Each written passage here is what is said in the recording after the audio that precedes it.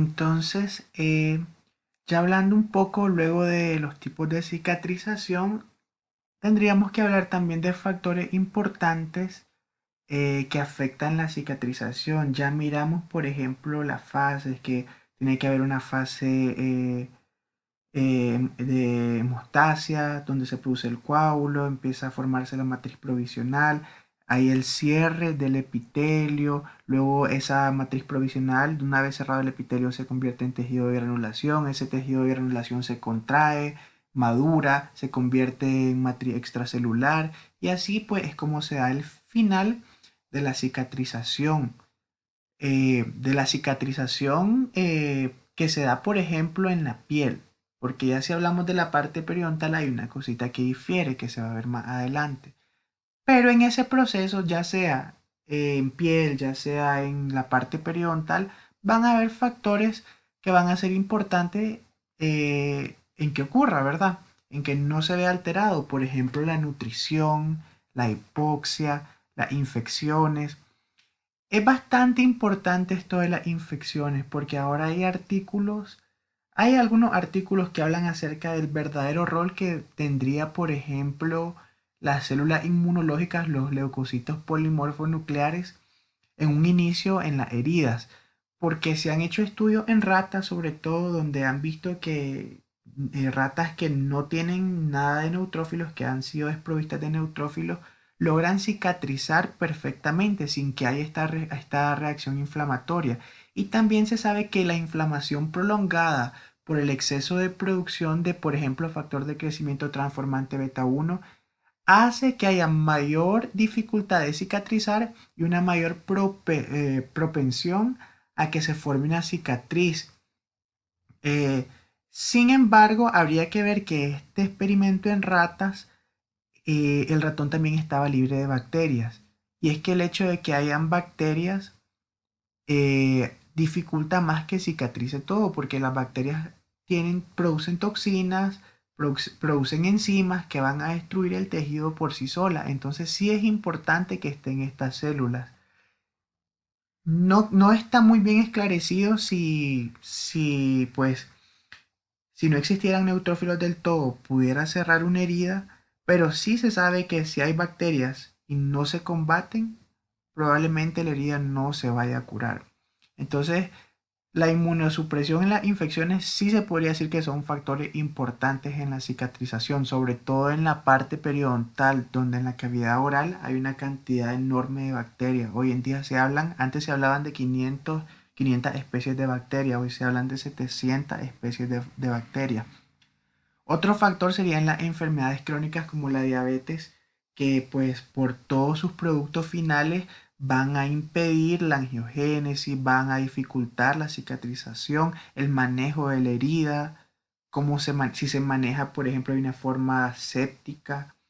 No es igual tratar, por ejemplo, una herida por mordeduras que una herida cortopunzante. La edad viene muy relacionada con la parte inmunológica, ya que los pacientes a mayor edad tienden a inflamarse más y como vimos la inflamación excesiva no es buena para la cicatrización de heridas, sobre todo porque la retrasa y la hace propensa a la cicatriz.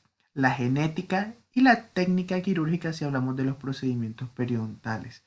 Ahora, si hablamos de la herida periodontal, vamos a tener que la herida periodontal difiere de una herida común porque tiene dos márgenes, uno de tejido blando que no es vascular y uno de tejido blando que es vascular y uno de tejido dental que no es vascular.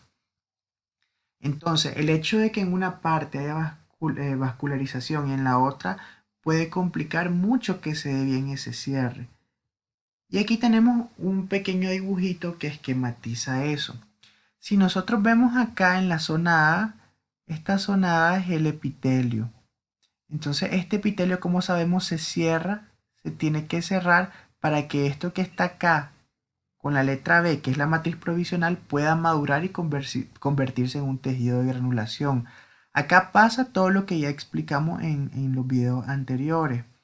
Hay una migración de los queratinocitos, luego de que migran y se cierra esto empiezan a proliferar, luego esta matriz provisional a través de las citoquinas y los factores de crecimiento empieza a madurar, aparecen macrófagos, aparecen vasos sanguíneos, se convierte en tejido de granulación. Esto que está como con la letra C es el tejido conectivo. Este tejido conectivo es importantísimo porque es la fuente de donde van a surgir los vasos sanguíneos, de donde van a llegar los macrófagos, de donde van a llegar los fibroblastos. Entonces, esto es en una herida de piel o en una herida normal, podría decirse. En una herida periodontal, acá, esto de acá es el diente. No tenemos otro margen al que se aproxime esta herida, esta porción vascular. Entonces, ¿qué es lo que sucede? La matriz provisional va a estar dada pues prácticamente por la brecha del tejido conectivo gingival y otra parte va a venir del ligamento periodontal. ¿Qué es lo que sucede? El tejido epitelial migra súper rápido, migra rapidísimo. Entonces, esta parte que está con esta parte de matriz provisional que está con la letra B se va a ver afectada por la migración rápida que va a tener el tejido epitelial. Y es por eso que en la cicatrización periodontal se produce ese epitelio de unión largo, porque las células epiteliales miran mucho más rápido que las células de tejido conectivo y ni se diga de las células óseas. Entonces, esta parte de aquí se restablece a expensas del tejido periodontal, del tejido del ligamento periodontal. Y esta parte de acá pues se sella con el epitelio largo de unión. Entonces en eso difiere un poco la cicatrización de cualquier otra parte del cuerpo a la cicatrización periodontal. Aquí está un poco de la histología, donde se puede ver cómo está primero el coágulo con células sanguíneas y cómo él va madurando. Entonces, si hablamos, por ejemplo, de la cicatrización periodontal en terapia no quirúrgica, hay varios estudios. Tenemos el estudio del 78 de Barhow, que solo fue haciendo control de placa. Se evaluaron de los pacientes de 2 semanas a 7 meses y se miró que a las 2 semanas, solamente removiendo placa, ya había una nueva unión epitelial. Pero como sabemos, probablemente un epitelio de unión largo. Stahl en el 71 hizo raspaje y curetaje. En ese entonces se hacía mucho curetaje gingival. Hoy en día no se hace porque se ha visto que ese tejido puede cicatriza muy bien sin necesidad de eliminarlo. Hizo raspaje entonces en bolsa supraósea y a la semana ya había recubrimiento de epitelio. Entonces es lo que les decía antes, el epitelio se restablece y migra muy rápido. Catton y Sandre en el 79 hicieron un raspaje y curetaje y evaluaron a los 3, a los 6 y a los 9 meses. Y miraron que ya del día 7 al día 14 ya había una repitelialización y casi siempre era un epitelio largo de unión lo que se obtenía luego de realizar esos procedimientos. Entonces, en la terapia no quirúrgica, ya sea raspaje, ya se mira que siempre la secuela va a ser un epitelio largo de unión y a las 2 semanas se podría decir que ya está restablecido. La adherencia epitelial es muy fuerte. En un inicio, cuando hay una cirugía periodontal, lo que mantiene esos colgajos unidos al diente es esa adherencia epitelial antes que se dé la inserción de las fibras de tejido conectivo al diente. Ya en procedimientos quirúrgicos, por ejemplo en la gingivectomía, podemos ver que ocurren las siguientes cosas. Lo primero es que se realiza la cirugía, ¿verdad? Se elimina toda la porción de encía y hemorragia. A los 2 días se forma un coágulo grueso. Este coágulo cubre todo el área de la herida y el epitelio que está en la parte apical empieza a migrar con la intención de cubrir ese coágulo, ¿verdad? Al 4.er día aún existe el coágulo, pero la reepitelialización es más visible. A la semana se puede ver que la epitelialización está completa y el surco gingival ya está reformado. Esto es hasta la semana. O sea, los epitelios son los que más rápido se recuperan. A los 16 días ya hay señales de queratinización y aparecen las crestas epiteliales histológicas o los famosos RTPECs. Recordemos que las crestas epiteliales y las papilas coriónicas eh, son aquella estructura histológica o aquella característica histológica que nos da el punteado gingival o el punteado gingival similar a la cáscara de naranja. Hasta los 38 días se puede ver que la herida se encuentra completamente madura. Si hablamos de la cicatrización en cirugías de colgajo, entonces pues nos devuelve un poco a la imagen que les mostré. Se hace la formación de un coágulo entre el tejido blando y el diente. Este coágulo en un inicio no es suficientemente fuerte para sostener el colgajo, para sostener la porción de tejido blando. Es por eso que siempre se sutura. Al día 6 a 7 es el momento de mayor riesgo para que se separe este colgajo. ¿Por qué? Porque hay un aumento de la inflamación y la vascularización.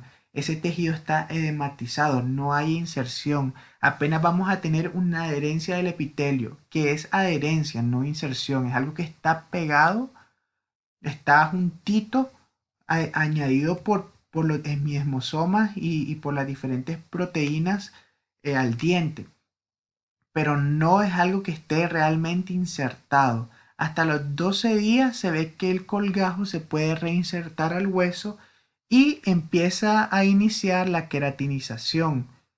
A las 4 semanas hay presencia de crestas epiteliales y el colgajo se encuentra completamente reinsertado por densas fibras y tejido conectivo organizado, es decir, hasta la 4ª semana.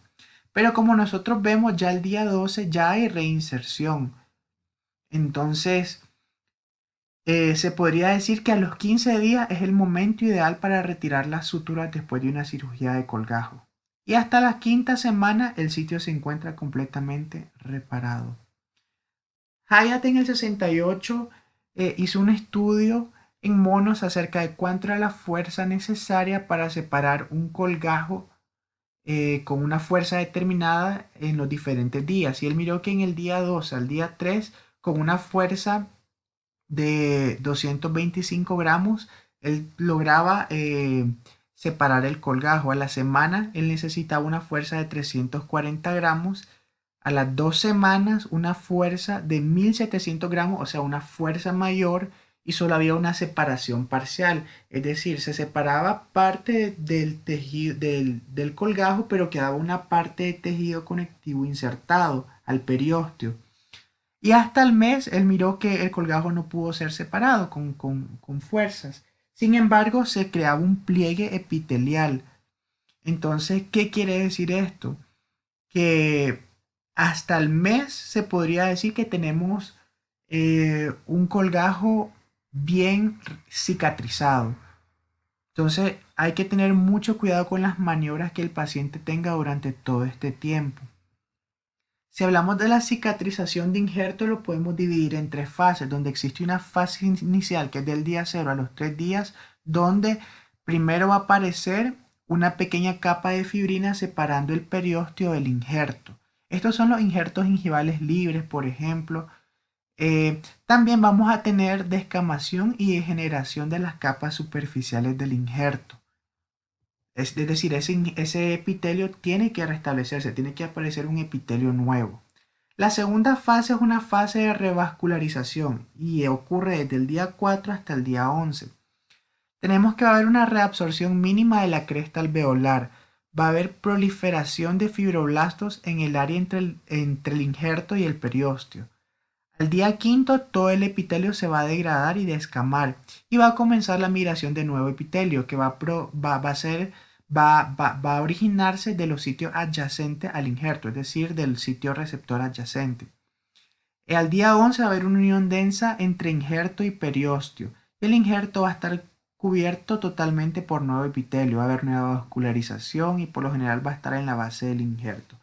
En la fase de maduración, que es del día 11 al día 41, va a haber comienzo de la maduración a partir del día 14 y hasta el día 28 va a estar completa la queratinización. Es importante aclarar que siempre que hay una cirugía de colgajo va a haber una ligera reabsorción de la cresta alveolar y Y la otra cosa importante es que esta reabsorción va a ser mayor cuando se hace un colgajo de espesor total en comparación a uno de espesor parcial.